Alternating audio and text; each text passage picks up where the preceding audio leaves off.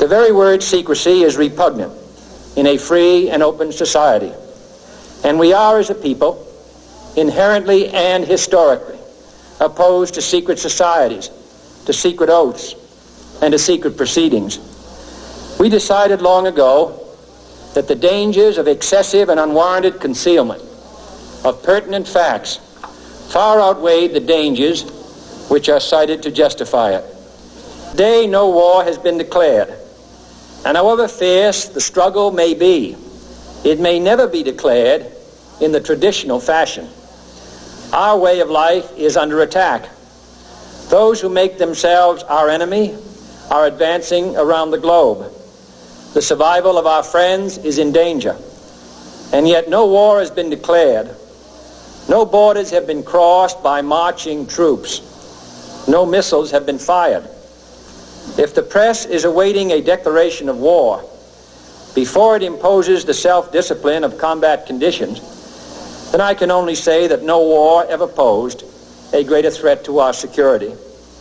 If you are awaiting a finding of clear and present danger, then I can only say that the danger has never been more clear, and its presence has never been more imminent.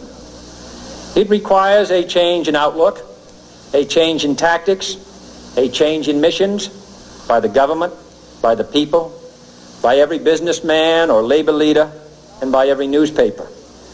For we are opposed around the world by a monolithic and ruthless conspiracy that relies primarily on covert means for expanding its sphere of influence, on infiltration instead of invasion, on subversion instead of elections, on intimidation instead of free choice, on guerrillas by night instead of armies by day. It is a system which has conscripted vast human and material resources into the building of a tightly knit, highly efficient machine that combines military, diplomatic, intelligence, economic, scientific, and political operations. Its preparations are concealed, not published. Its mistakes are buried, not headlined. Its dissenters are silenced, not praised. No expenditure is questioned, no rumor is printed, no secret is revealed. Formerly acknowledged as the Star of David, the move to adopt this symbol for the flag of Israel angered many Jews who realized that the symbol is in fact not the Star of David, but a hexagram symbol that was used in the ancient mystery religions. Many anti-Zionist Jews have since gone on to participate in annual flag burning rituals. It is in the biblical figure of Solomon that we can trace the true origins of the six-pointed star or hexagram. Solomon called the star the talisman of Saturn, or what became known as the Seal of Solomon. As we see, the bull's head is enclosed in a six-pointed star and surrounded by the letters composing the name Remphan, the planetary genius of Saturn, according to the alphabet of the Magi. The bull represents Moloch worship, which we will look at shortly, but first we need to examine two passages from the Bible that provide more detail on Solomon. Kings 11, 1-5 in the Bible features this passage.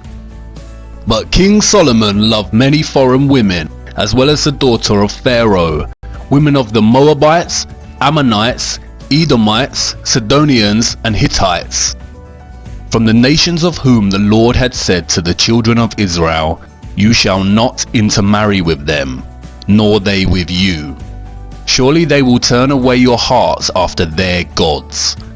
Solomon clung to these in love, and he had 700 wives, princesses, and 300 concubines, and his wives turned away his heart. For it was so, when Solomon was old, that his wives turned his heart after other gods, and his heart was not loyal to the Lord, his God, as was the heart of his father David. For Solomon went after Ashtoreth, the goddess of the Sidonians, and after Milcom, the abomination of the Ammonites. Ashtoreth here is a female goddess and the same goddess as Ishtar in Babylon, Isis in Egypt. The Romans called her Diana, and the Greeks Artemis, and the symbol is Venus. Milcom here is a male god, and its root word means king or Baal. It is the same god that is referred to as Moloch, or Nimrod in Babylon, Osiris in Egypt, Baal in Sidon. There are overlaps with Zeus in Greek culture and Jupiter in Roman culture. The symbol is Saturn. As the passage makes clear, Solomon fell in love with the women of Egypt and began to worship these false gods. Two other passages from the Bible directly reference the symbol of the star, or the seal of Solomon, or the talisman of Saturn. But ye have borne the tabernacle of your Moloch, and Chiun your images, the star of your God, which ye made to yourselves. In another passage, just before being stoned to death by the Jews, Stephen accused the Jewish leaders. And you took up the tent of Moloch, and the star of your god Remphan, the figures which you made, in order to worship them. As you see, the star in the Bible is directly correlated with the god Moloch and Remphan. Remphan is another word for Saturn. If you study the geometry of the star, you realize it has 6 points, forms 6 equilateral triangles, and its interior forms a 6-sided hexagon. The 6 points, 6 triangles, and 6 sides of the hexagon equate to 666, the specific number that the Bible designated as the mark of the beast, or Lucifer's number. As Revelation states, "Here is wisdom. Let him that hath understanding count the number of the beast, for it is the number of a man, and his number is 666. Kings in the Bible specifically link Solomon with this number. Now the weight of gold that came to Solomon in 1 year was 666 talents of gold. The Bible specifically states that it was Solomon that used the star and not David. In fact, there is no evidence that David was ever associated with a star. We've seen how Freemasonry had been infiltrated and overtaken by the Rothschild Illuminati agenda. Here is what Albert Pike, a Freemason in the 1800s, said about the secret society. Masonry is a search after light. That search leads us directly back, as you see, to the Kabbalah. Kabbalah is the key of the occult sciences. The true philosophy, known and practiced by Solomon, is the basis on which Masonry is founded. It is not only Albert Pike himself who reveals the links between Freemasonry, Solomon, and the Kabbalah. The symbolism of Freemasonry and the Illuminati all overlap with recurring themes of Saturn and the numerology of 666.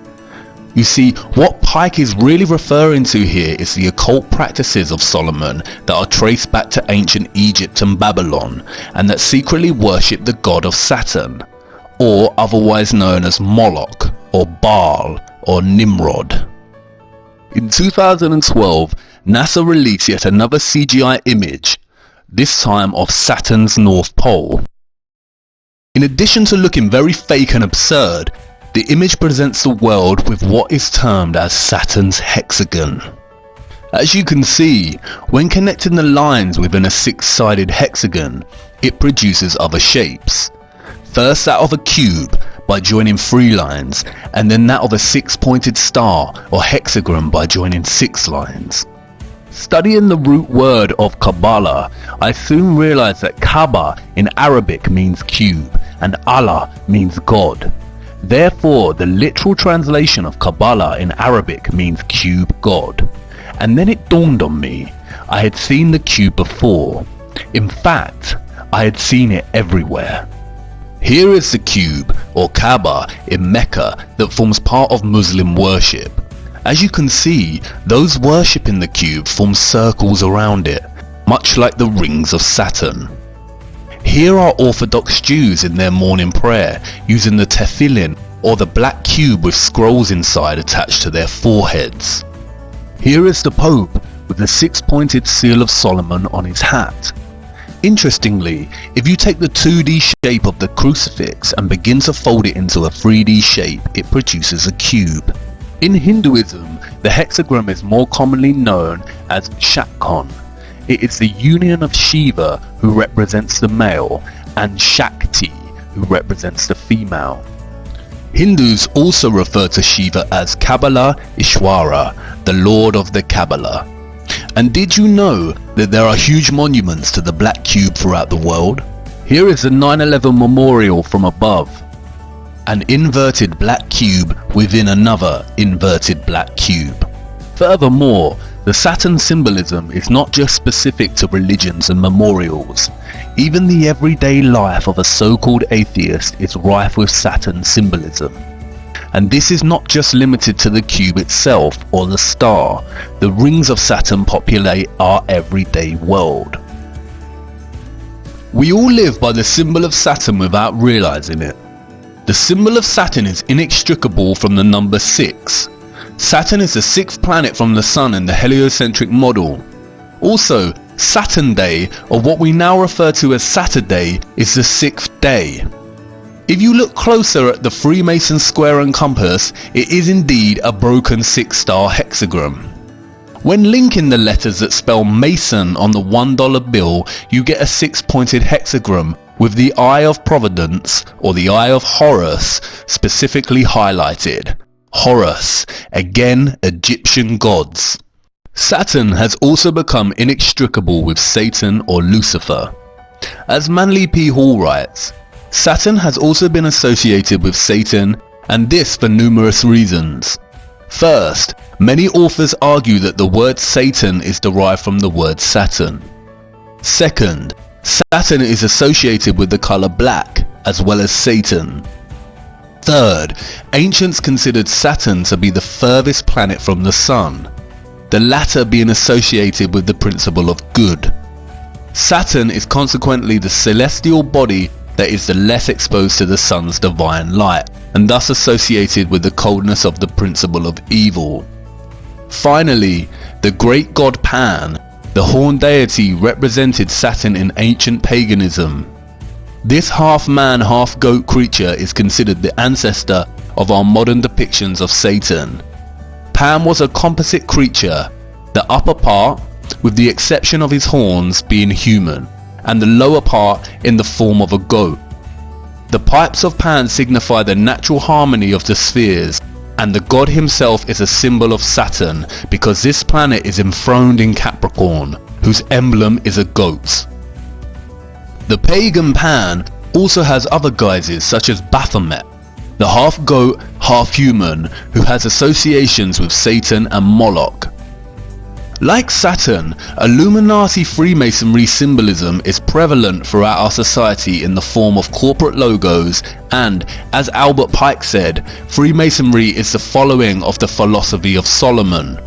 It is also inextricable from the symbolism of Satanism. Here are some of the most recognized corporate logos we come across in our society today. Rebranding of old Masonic symbols and the emphasis on 666. 666, or the mark of the beast, is repeated throughout corporate symbolism.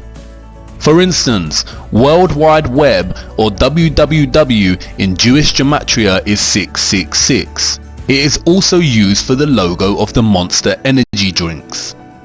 It is also a recurring motif along with the single one eye of Providence. Many celebrities and politicians have been photographed making the 666 hand sign around the eyes. The sign forms a 6 and the 3 fingers indicates 3 score, or in other words, 666. Zechariah 11:17 mentions the eye in specific reference to straying from God and into Satan worship. Woe to the idle shepherd that leaveth the flock. The sword shall be upon his arm, and upon his right eye. His arm shall be clean dried up, and his right eye shall be utterly darkened. And as we see again, many celebrities and famous people covering one eye, a gesture paying homage to the Eye of Horus, the Eye of Providence, and the darkened right eye of Satan. We also see many make the Horn of Canuto hand sign representative of Satan.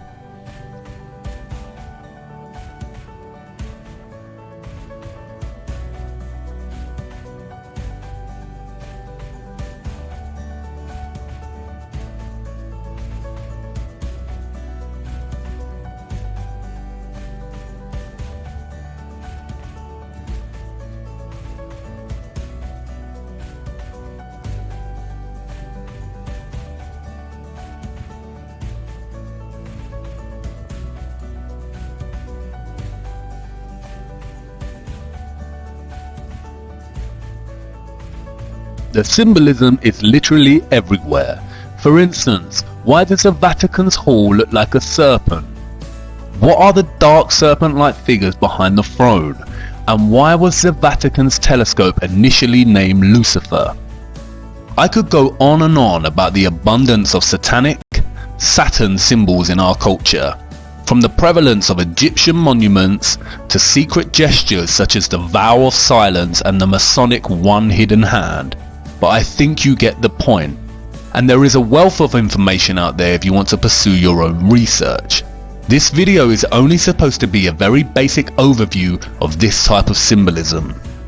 It becomes confusing because the same symbol of Saturn, or Satan, keeps appearing in different eras and cultures under different guises.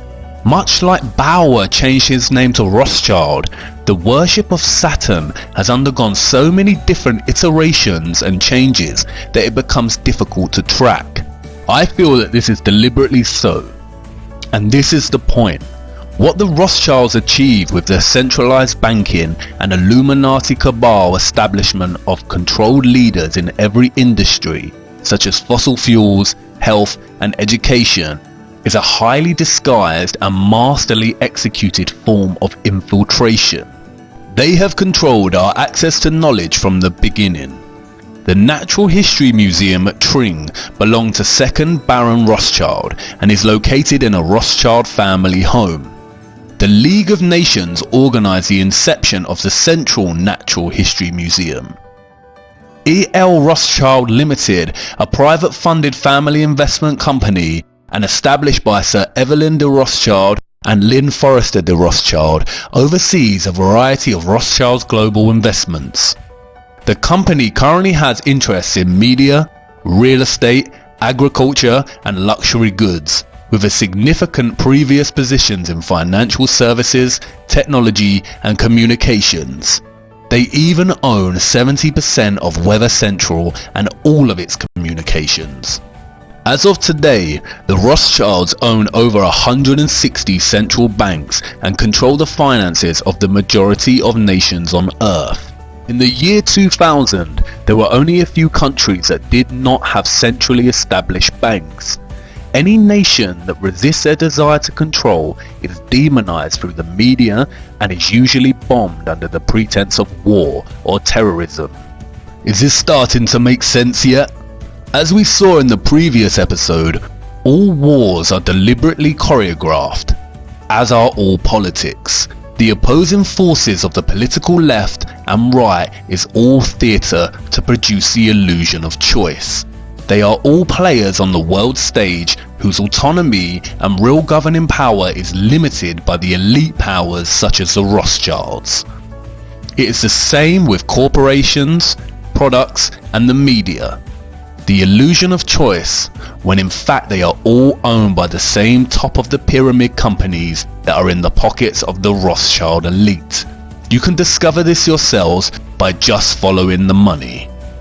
The primary aim of the Illuminati cabal is to establish Novus Ordo Seclorum, as stated on the $1 bill, and which means a new order of the ages, or a new world order.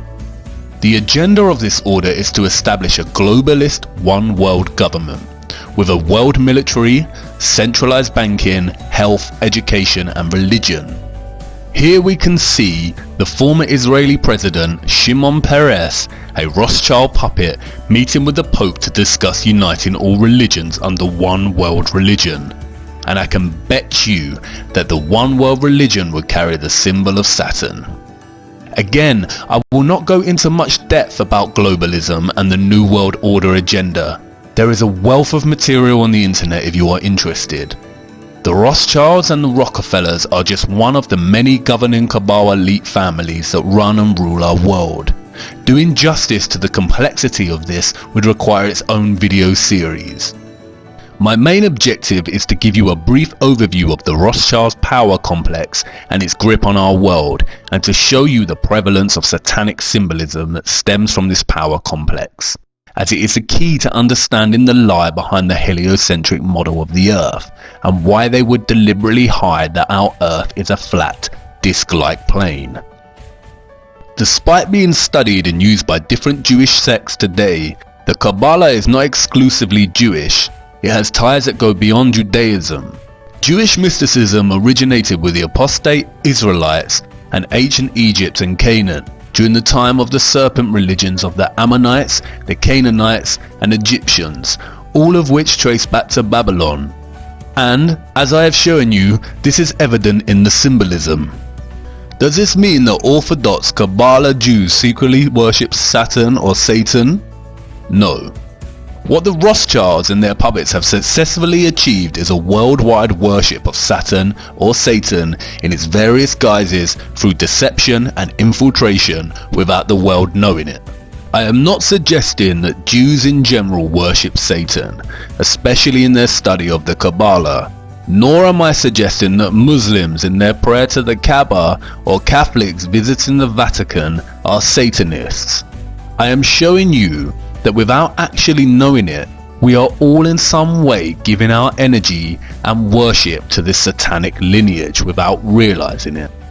Even if you're an atheist, the black cube and Saturn rings are so prevalent in your life you may wear clothing with the symbolism on without even realizing. It is now important to return to the Big Bang. As I mentioned in the previous episode, the Kabbalah Ein Sof provides us two conclusions: that either the Big Bang has proven the Kabbalah and its teachings, or that the Big Bang theory was stolen from the Kabbalah. But you see, perhaps there is an even more sinister conclusion behind this. Perhaps, just perhaps, modern Kabbalists, or more specifically the Illuminati Freemasonry Satanic complex, have figured out a way to force their beliefs onto others by renaming their views as science. Perhaps atheism is not atheism at all, but a deceptive form of Saturn worship, which encourages people to forsake the idea of God and creation and adopt randomness, nihilism, or the idea of nothingness, and is achieved through none other than widespread institutional control and infiltration of the sciences via the Rothschilds, Rockefellers, and other puppets. And when met with any opposition is shame from the so-called scientific community. In a nutshell, atheism legitimized coincidence. What about all the central scientific figures supporting the heliocentric model and the theory of the Big Bang? Well, here is a photo of Zionist Albert Einstein dining with Lord Rothschild. Isaac Newton was a Freemason and had a keen interest in the occult.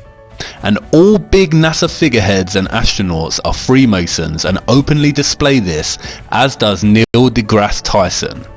There exists an organization called the Anti-Defamation League, which serves as an instrument to try and convince everyone that any mention of the Rothschilds and their allies is an anti-Semitic attack on all Jews.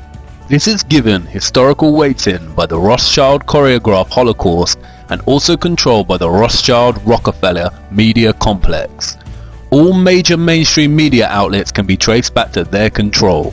As David Rockefeller stated at the Bilderberg Conference in 1991, "We are grateful to the Washington Post, the New York Times, Time magazine and other great publications whose directors have attended our meetings and respected their promises of discretion for almost 40 years. It would have been impossible for us to develop our plan for the world if we had been subjected to the lights of publicity during those years.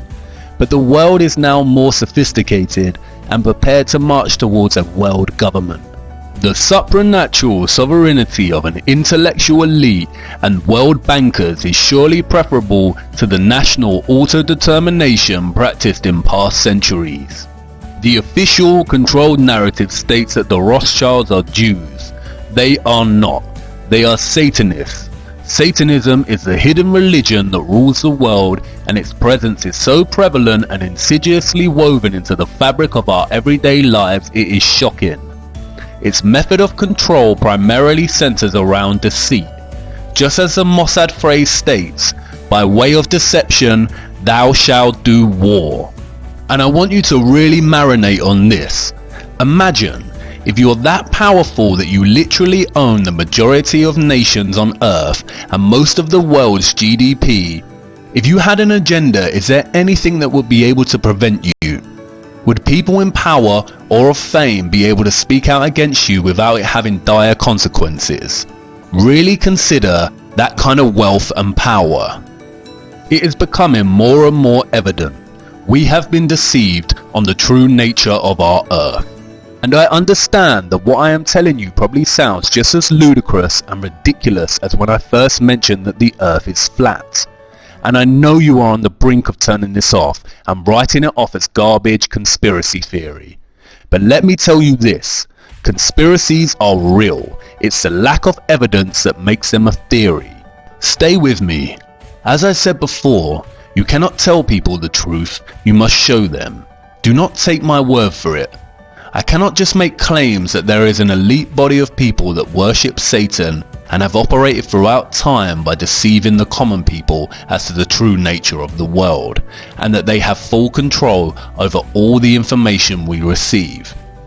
Prevalent Satan symbolism and the history of the Rothschilds is not enough proof or evidence. If Satanism is real, then I need to show you the true evil of such worship before I show you what they are covering up with NASA. Come with me now to part 7. We are nearly through this rabbit hole.